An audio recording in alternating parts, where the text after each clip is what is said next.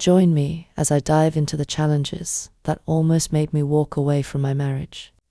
I'm sharing this personal story because I know many of you can relate to feeling like you're at a crossroads in your relationship, wondering if it's time to throw in the towel or keep working through the tough times. I've been there, feeling like I'm just going through the motions. Like my husband and I are two roommates living separate lives under the same roof. The loneliness is overwhelming and the disconnect is palpable.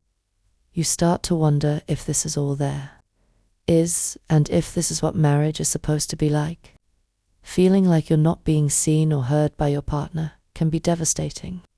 It's like you're speaking different languages, and no matter how hard you try, you just can't seem to connect on a deeper level. The emotional turmoil is intense, and it's hard to navigate these feelings without feeling lost and alone.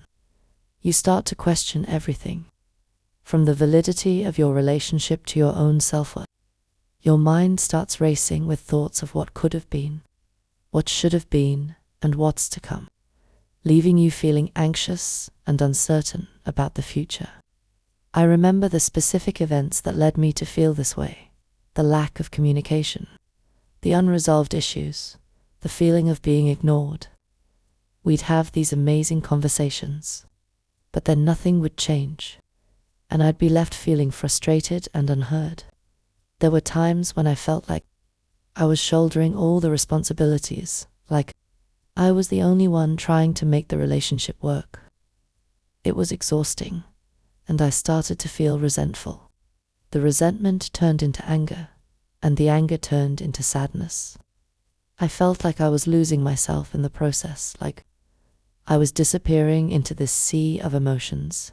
We had to confront the fact that our communication was broken and that we needed to find a way to reconnect on a deeper level. The pivotal moment for me was when I realized I had a choice to make. I could continue down this path of destruction, or I could take a step back and try to understand what was going on. I had to confront my own feelings and biases, and I had to be willing to listen to my husband's perspective. It wasn't easy, but I started to see that we were both struggling, that we were both trying to navigate these complex emotions. I realized that I wasn't alone and that my husband was feeling just as lost as I was. The turning point came when we had a raw, honest conversation about our feelings and fears. We both opened up, and we both listened, really listened, to each other.